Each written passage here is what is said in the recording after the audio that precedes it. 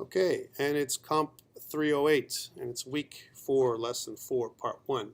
And I just went around and for the first hour and kind of took a look at everyone's work, the people that were ready anyway. Give as much feedback as I could, right? So that way we're ready as we go closer to the date for Friday. We're able to make a few changes, some of the ones that I suggested, and maybe some things that you might have thought about as I was talking. Sometimes, we get a bit of a light bulb coming on when we start talking about these things together. You say, okay, you know what, I have an idea now, right? It might even be different than what I've talked to you about. It's okay. I've seen some really good work, and I've seen some work that's okay. I think some of the common issues are type. I think we need to make our type bigger. Let's take a look at some popular or other portfolio sites that are out there.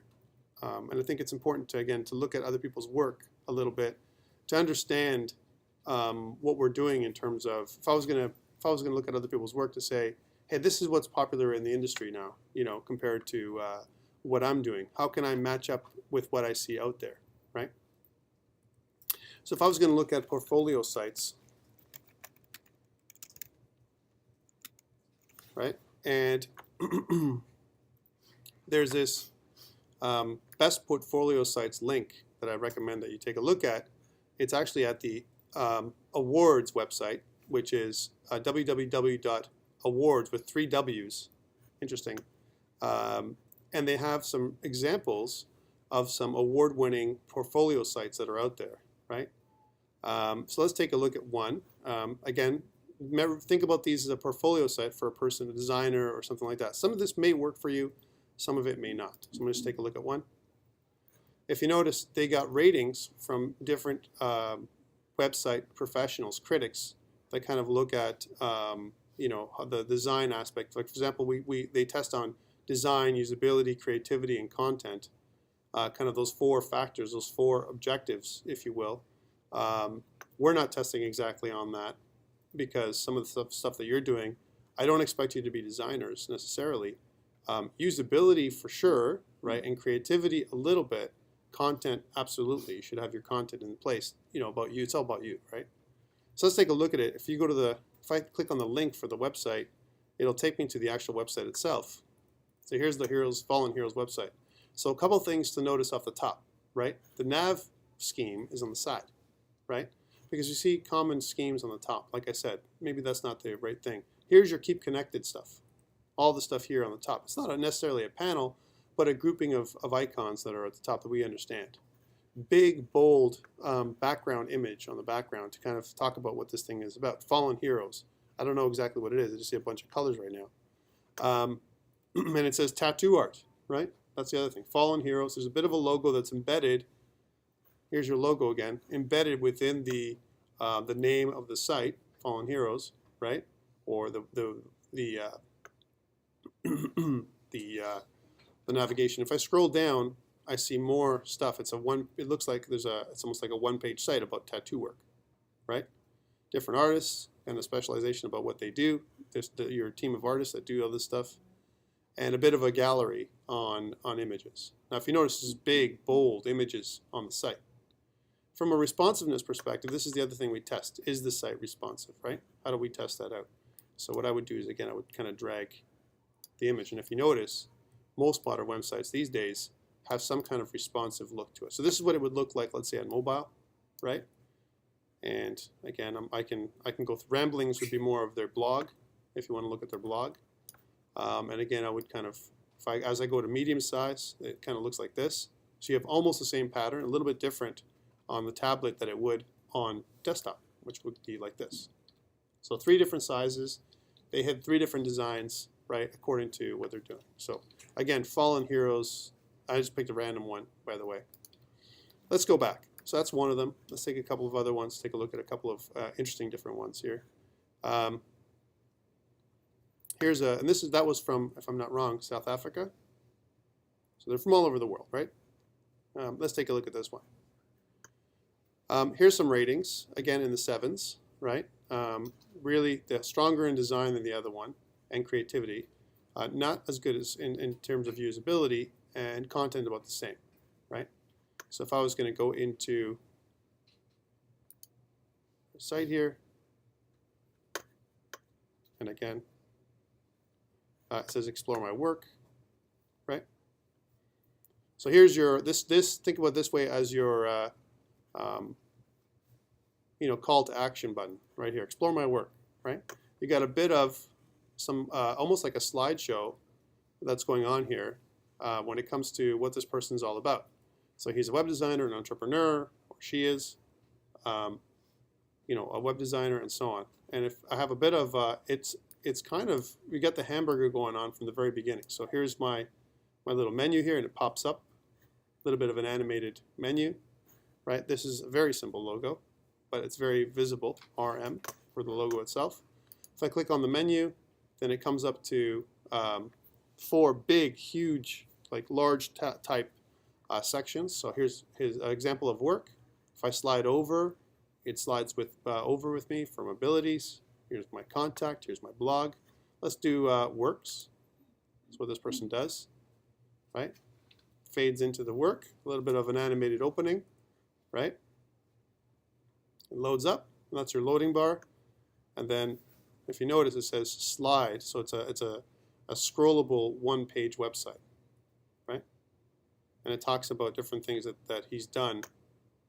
So a little bit of Swarovski, different things and different dates, different works that he's done. We can explore that. If I kind of click onto it, once I go over the explore button, I get more of a background image. Do I expect this level of detail from you guys in 2 weeks? No. But again, it's some ideas. If you notice, the common themes are big, bold text, okay, when we do our design work. Not a lot of text. You don't see a lot of writing, right, on any of these sites. And the reason for that is because we don't read. We don't read a lot, right? I go back to his main website, and if I go back to go to the menu, and I want to contact him, right, or her, right? Again, you'll have a very, very kind of, there obviously it's a guy. There's kind of an image of the guy on the side. You've got all your contact information for LinkedIn, for Twitter, for Pinterest, all these other things. And how can I help you? Put your name and send an SOS instead of submit, right? Which is kind of a more interesting way of saying submit, right? Again, you still have your menu. Navigation is all in here. From an abilities perspective, right? So again, it's going to go to the abilities page. It's going to load up skills and attitude.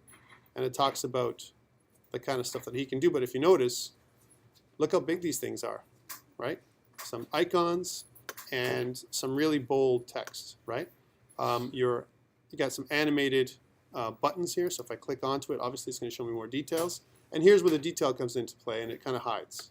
So you can see some detail. You see how my cursor changes with an X, means kind of gives you the idea from a usability perspective that if I click anywhere, it's going to just hide this thing again. That's what the X would mean, right? So I'm going to click anywhere, and then it goes away, right? And then things about his attitude. I'm a dreamer. I'm a perfectionist, right? So when I hover over here, if you notice, things change, right? So here's the dreaming part, the umbrellas and rainbows, right?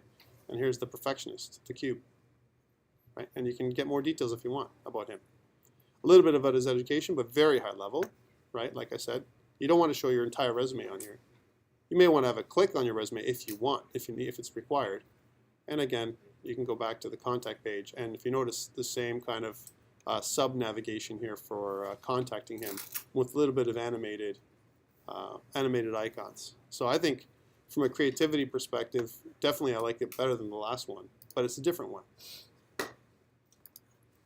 Okay, we'll do one more, and then I'll kind of stop recording this one. Here's a portfolio site. It says Kenji Saito from Japan. So that was for France, that last one we looked at, and this is from Japan. Let's look at this one. Okay, so from a design, got scored a little lower. Usability was a little bit lower. Creativity, not bad, and content a little. So this is ranked a little bit lower than the other ones we've seen before, but still, it's one of the ones on the awards website. So let's take a look at it. Okay, so again, you've got a bit of a interesting kind of middle. It kind of gets you to click in there. You've got your works, and when you instead of highlighting, it kind of zaps out the word. So again, a different kind of scheme. but very minimalist navigation. I can't scroll, right? I've got an about to talk about who he is, right? And here's his kind of Twitter, GitHub, all this kind of stuff that he's got going on, right? And what he does. So he says, look, I like to make things with code. I'm using JavaScript, C++, and ActionScript. You know, I'm much keen on WebGL and Physics Engine. So he has a couple of those things, and this is kind of his WebGL Physics Engine kind of example. If I click onto it, here's your Box 2D Physics Engine. When I click, right? Right? And here's his navigation. He's got works and experiments. That's all he's got really here. If I go to works, it brings up his works. Nice little pop-up the way it worked out. And you can see examples of his work. I'm sure if I kind of dial into some of the stuff he's done. Right?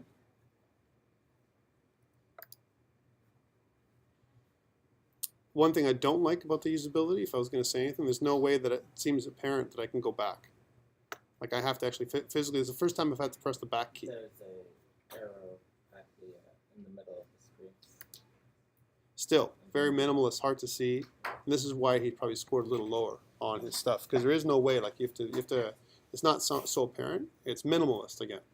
Like I like his minimalist theme, but it's maybe too minimalist in some ways, right? Here's again some experiments. Again, it goes on the other side, makes it more interesting. Let me see some canvas works. Let's just look about him in his canvas. He made a kind of a boilerplate, right?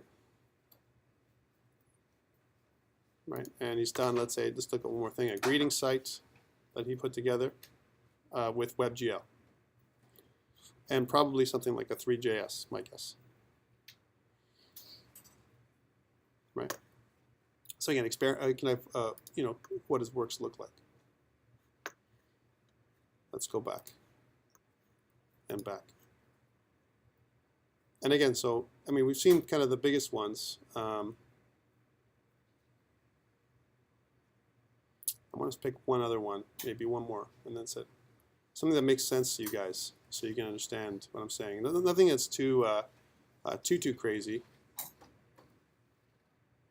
but something that's along the lines of what this is all about.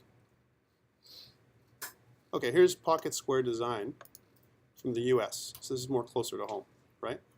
Again, I would say higher on design and usability, creativity, and content. Overall, a higher ranked site than the last one we saw. And then, okay, so here's something that we see a lot of these days, a background video, right? So this video has been taken and it works in the background. If I scroll, and again, it's kind of in this, you can actually look up background video. It's actually an API, right, that you can hook into. So you can design, you can drag and drop kind of like a video that you take and stuff and kind of embed it in the background while this is going. Very, very popular thing these days, by the way. If I scroll up, it goes to, as I scroll, let me take a look at that, watch. I got a little bit of scrolling effects. This kind of pops up up and back again and talks about philosophy, which would be more of a mission statement, right? Okay, and as we go through, and I'm sure a few words, but again, big, bold text, right? So nothing that's small. You don't have to focus your eyes on too small, except for maybe some of these. And the words, there's not a lot of content here. It's again, we're focusing on bold headlines, small words. If you want more details, you can dial in. You can contact the person. Again, more of, when you scroll through, you get a bit of the same kind of styling, so same colors matching, right? Pocket would be the logo, right? And if you notice the blues, the blue themes are something that's common among most pages. See, the separators are blue, kind of goes along with the site. And then again, big, bold pictures. If you're going to have images, big pictures, big images, right, that fill up the screen, because this is the kind of stuff we like to see, right? And again, you can focus on each of the designers, and you can look at their combined vision and so on. As you scroll down, it's a one-page site. You can look at things like their partners and so on. I'm not going to go too much more into it, but you get the picture, right? And here's the hamburger that comes with their site to kind of give you a menu of what you can look at. And if you notice, it's all like a kind of a responsive menu, right? that kind of, when I hover over it, it changes. Not too complex, but again, with the same thing. If I go into different sizes, as I go into that cut, my size of the menu changes size. And then when I go into mobile, it changes the way it's displayed altogether. So a different kind of navigation scheme altogether for the menu. If I go way to the top, I still get, even in small, I still get this image, but it's not a video anymore because videos don't work well on handheld, right? It's good for desktop, but as I go into a smaller size, it just becomes an image instead of a video. And when I go into medium, it's back into a video again, right? And if I go to large, and expands my text it centers my text right in the middle of the screen, where I use my two colors, my white and my blue, which matches with my logo. Okay, so again, I like this one a lot because of a bunch of little aspects here. Big, bold text, I think, is one of the biggest things I would recommend to you guys. It's interesting to look at the screen, okay? It's not just white in the background. One of the biggest problems we have as students is our background is always white, right? It starts off, or black, basics. Now, do I expect you guys to be designers? No, and I don't want it to be too busy. Like, this isn't busy enough. If you notice, even the video is faded off in the background. The opacity is low, right? It's like, it's not the first thing that I see. The first thing that I see is user experience design, that title. And the background makes it just interesting to look at, right?